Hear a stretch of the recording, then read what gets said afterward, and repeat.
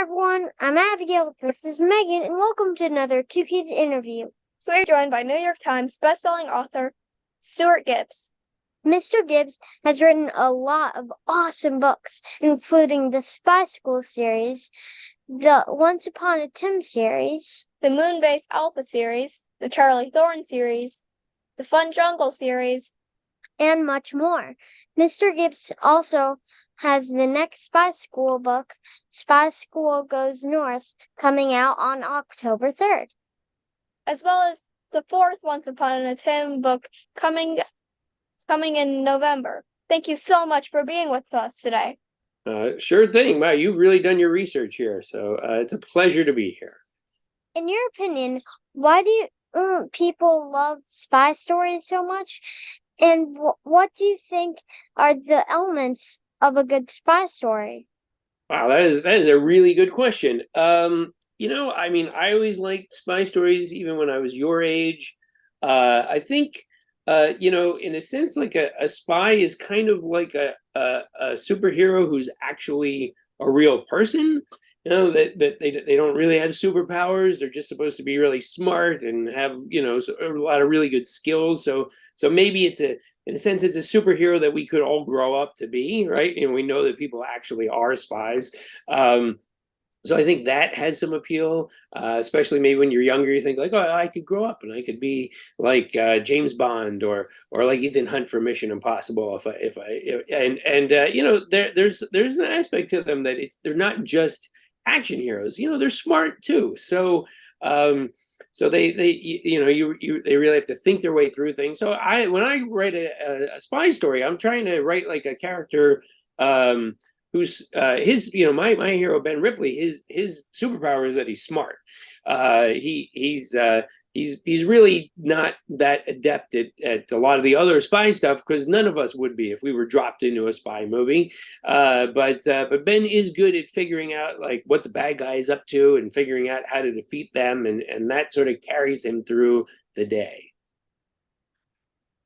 Out of curiosity, since you mentioned James Bond and Ethan Hunt, do you have an all-time favorite spy movie? Oh man, there are a lot of good spy movies out there. I think I have to sort of break it down and say that I think my favorite James Bond movie is Casino Royale. I should be saying to all the kids there that you're not allowed to watch these movies until your parents say it's okay to watch them. Actually, the Mission Impossible movies, like number 4, 5, and 6, I think are all really, really good spy movies. Have you seen the newest one? I have, yes, yeah. I had to go right away. I have to see all these things right when they come out. Have you seen it? Yeah, we reviewed it. Oh, you did? Okay, all right. Well, all right. Did you give it a good review? Yeah, I thought it was unbelievable. Oh, good. Was that because you're pretty young? Have you seen any of them in the theater before? I've seen the first James Bond in the theater before. Okay, all right. So, yeah, I mean, the action. I mean, that's the thing. Like a lot of a good spy story is really good action sequences, and the Mission Impossible series is really good at having really good action sequences. We love graphic novels, and now your Spy School series will have a third graphic novel released this next year. What is it like writing a graphic novel compared to a regular novel?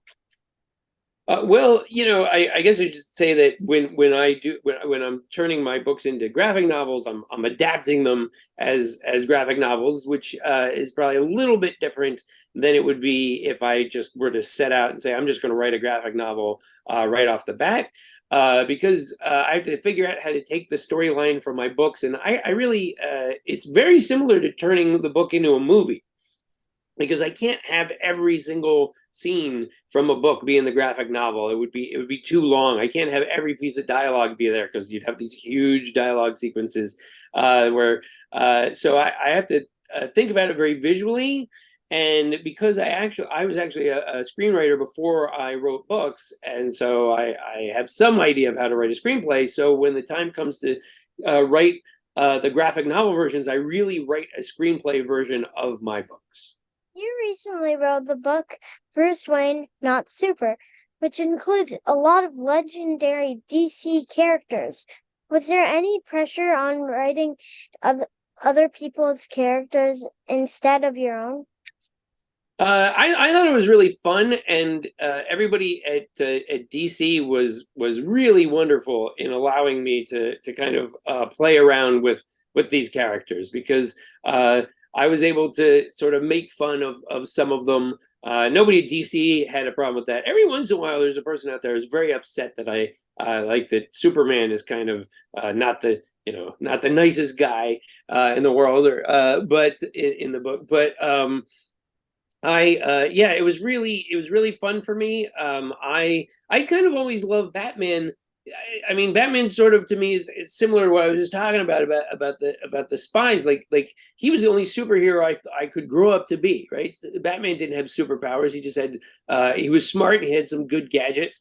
And so I thought, well, what would it really be like if you were a kid? If Bruce Wayne is a kid and he wanted to fight crime, he was surrounded by all these people with superpowers, and he didn't have any. How would he feel, and how would he go about becoming a hero himself? We saw on your website that you still have some stories you wrote in kindergarten. Can you tell us about one that you are particularly proud of? Oh, of the books I wrote in kindergarten? You know what? Hold on one second. I'm gonna be right back. I didn't know this was gonna come up, but this is something I wrote in kindergarten right here, and it was called "The Day the Dinosaurs Came Back." I even illustrated it myself. It turns out I was not the best illustrator back then, but my school librarian put this in the school library so other kids could come check this book out. So this was kind of the first book that was ever a story I wrote, really, that I was able to share with other people. It didn't really get published, but thanks to this really wonderful librarian I had in kindergarten, other kids could read the story. And so this is really special to me. And I didn't steal this from the library. They let me take it home after I graduated school, and so I can still have it now.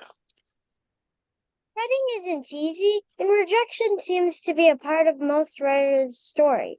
Can you tell us about that part of your journey?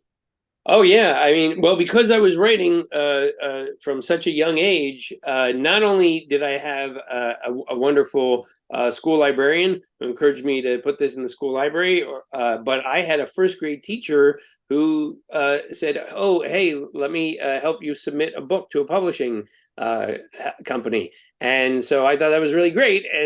But because I submitted my first book for publication when I was in first grade, that meant I got my first rejection when I was in second grade, and that was terrible. I was really upset about it, and I had plenty of other rejections along the way. It's part of the business. It's never fun to get rejected, but I'll tell you what, I was a little too young to be trying to publish a book, and looking back, I can look at that book and I can see why they rejected it, or some of the other books that I submitted. So I do think that even though rejection is really it hurts emotionally, it can really make you sad. I understand why it happens, and I think the thing to realize is that pretty much every author you can think of got rejected at least once, maybe dozens of times. There's even some really famous authors out there like Dr. Seuss who got rejected over 100 times before they got something published. And whereas there are a few writers out there like Gordon Corman who had I don't think Gordon ever got a rejection. He got his first thing published, but for the most part, just about everybody got a rejection. And I guess what you have to take from that is that if every one of those people had quit after they got that rejection, then we wouldn't have very many. We'd have some Gordon Corman books. That would be about it, right? So the only reason we have Harry Potter and Percy Jackson and Diary of a Wimpy Kid and any of my books is because those authors, we didn't quit after we got that first rejection. We said maybe this isn't the best thing, but I'm going to keep working and try and write something that's good enough to get published. What is your process when putting a book together? So when I start out with a book, an idea, right? I'm generating ideas all the time, and I keep yellow pads. I got yellow pads full of notes all over my office is pretty messy. I don't know if you can tell it. So I've got notes around. And I sort of jot these notes down. I interview people. I do research. And so I start to take all these notes, and eventually I'll start to get the idea of a storyline, and then I will build an outline. I'm a huge believer in outlining. That's not a rule for writers. You don't have to outline, but I do find that when I outline a book, it gives me a very good structure. It prevents me from getting writer's block later on in the process, and because it tells me where my story is going to go, and I know if that story is going to work. So I work really hard on brainstorming and outlining before I ever sit down to start to write. And then once I do really sit down to start to write, it's about anywhere from 3 to 6 months to write a first draft of a book. And then you're not done after you do that first draft. You got to get you do another draft, another draft. Sometimes I'm the only one doing the notes. Sometimes my editor's doing the notes. Sometimes I'm giving the book to a trusted friend to do some notes. And then I'll do it about another 8 to 10 drafts of a book before I think it's ready to get published. Can you tell us about a time when you were doing something and noticed someone or something and thought, I need to put that in a book? Uh-huh. Yeah. I've been lucky enough to go on safari a few times. I find it very inspirational, but I was on safari once and I got to witness an elephant stampede. The elephants were actually chasing some lions, but to see it and hear it and see like it's like a runaway locomotive just coming through the jungle. And I thought, oh my gosh, I need to have an elephant stampede in a book. So there is an elephant stampede in the book Big Game because it was inspired for that very moment. I want to write movies. You mentioned earlier that you've done that, but we know you prefer writing books. Can you tell me the difference between the two and why you prefer books?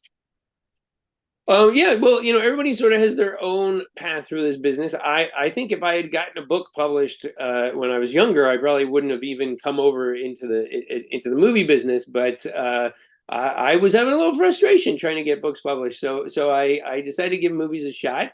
And there's different aspects to writing a movie as opposed to writing a book. They're both writing, but the way that you do the writing is pretty different.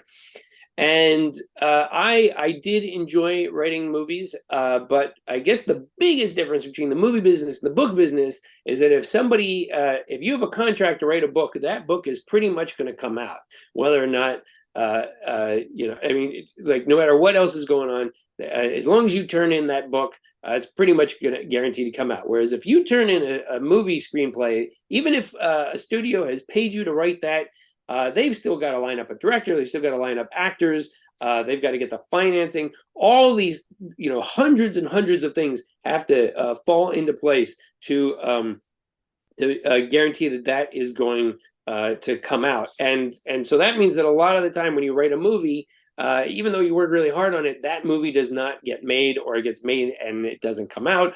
And that can be a little frustrating, which is not to tell people don't go into the movie business. But the thing that I really have loved about the book business is that the books actually, anything I write under contract really does come out. And that was not the case when I was working on movies. Writer has had the most influence on you? Oh, there's a lot of writers. I like to point to the book "The Westing Game" by Ellen Raskin, which is just a wonderful, wonderful mystery that I can still learn from. I can still go back and reread that book and see how Ellen Raskin put that mystery together. I really loved the Encyclopedia Brown series by Donald Sobel when I was a kid. Encyclopedia Brown is respected for his intelligence. His best friend is Sally Kimball. She's the toughest kid in town. And so I think you can see sort of some of the roots maybe of Ben Ripley and Erica Hale in Encyclopedia Brown and Sally Kimball. As I got older, I was really amazed by a guy named Michael Crichton. Michael Crichton wrote Jurassic Park. And Jurassic Park is even if you're not that old, there are some people getting eaten by dinosaurs in it, but it's not a super gory book.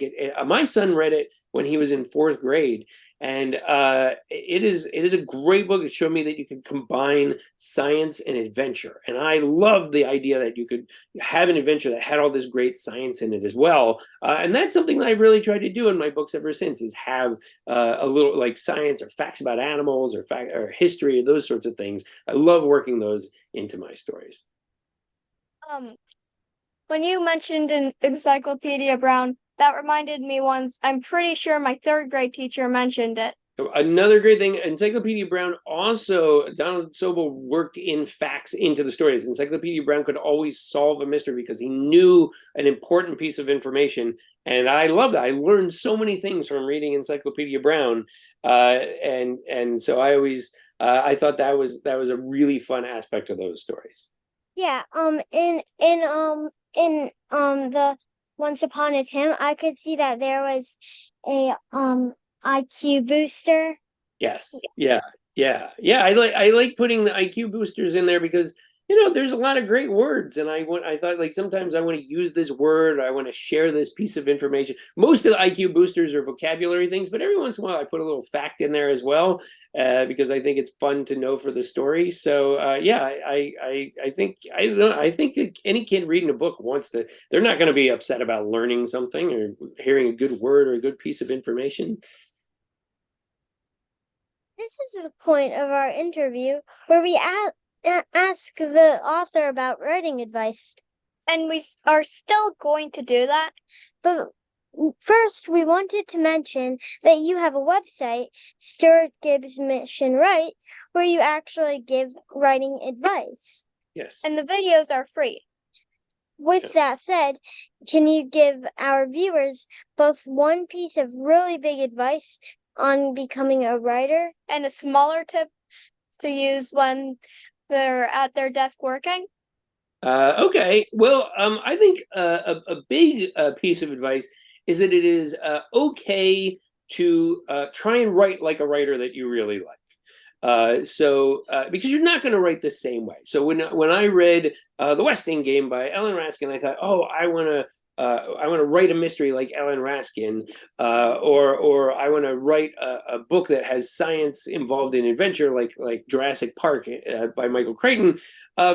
I can look at how they did it and learn from them, but if I do it, it's not going to be the same as Michael Crichton or Ellen Raskin. So, but I can learn tricks from them. So if I to try and write in a similar way to an author that you really like that's not plagiarism. That's not stealing their idea. If you take their characters and everything, that's a little different. But if you say like, oh, I want to try and construct a story or write the way they do, that's totally okay. So that's maybe my big piece of advice is find writers that you love and try and write like stories that that you love. That maybe the smaller one I was talking about outlining before. I really do think a lot of the time young writers they get excited about something and think like, oh, I'm just going to run to my computer and just start writing it. And then I hear from a lot of them that they get stuck because they can't figure out where that story goes. And so if you take a little bit of time and do an outline and say like, okay, I think, my story's going to go here, here, here, that can prevent you from having writer's block later in the process, or even worse, getting halfway through something and saying like, oh gosh, I don't know how to end this. You do a great job of keeping fans up to date on what projects you have in the works and what's coming next. Is there any project that we may not know about yet that you can tell us about? I don't think I've posted it, but I mean, the Fourth of Charlie Thorne, I know I've posted. That'll be out next spring, but then I am going to do another FunJungle after that.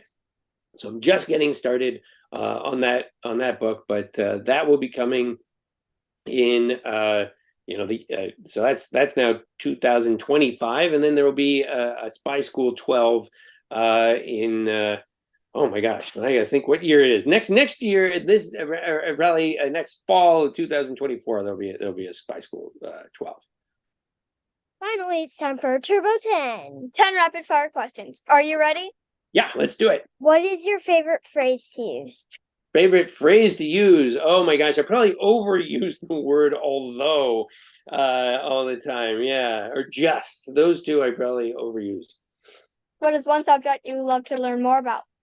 I love biology, natural biology, learning about animals and the environment.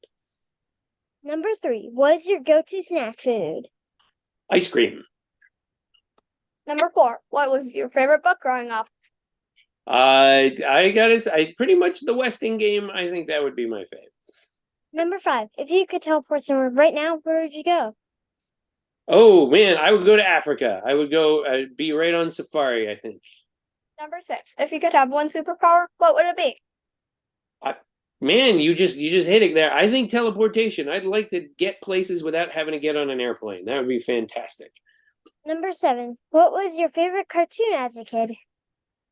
Oh man, I did actually really like Scooby-Doo. I like the mysteries again. There are mysteries in Scooby-Doo. Number 8, what was your favorite rainy day activity? That would have been reading a book or probably writing a book. Number 9, if you could have any 3 dinner guests, who'd they be? Oh boy, I think I would line up some of the great funny writers of all time. I think I would like to have a dinner with Carl Hyacin and Bill Bryson, who writes great nonfiction, and I'm gonna throw Mark Twain in there. Let's put Mark Twain in. I got to bring him back from the dead, but I'd like to hang out with him. Number 10, what's the best piece of advice you were ever given?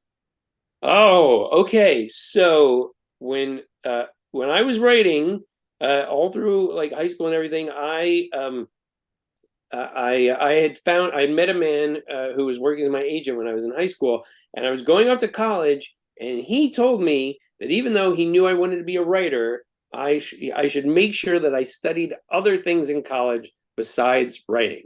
And so that led to me to studying biology, which led to me working in the zoo and studying capybaras, and probably led to the FunJungle series to begin with, and lots of other things. So I think that the idea that like of learning about the world and studying what fascinates you and learning about what fascinates you, that was a great piece of advice for me, and that's a piece of advice I'd give to you too. You were awesome. That was great, and thank you so much for doing that. And thank you so much for spending this time with us. We can't wait to read your future books. All right. Well, thank you. This is a wonderful interview, and you guys asked some really amazing questions there. So those were really excellent questions. I think a lot of the time adults don't give me questions that good. So I really you've done your homework, and you seem to really have thought a lot about writing. So thanks for having me on.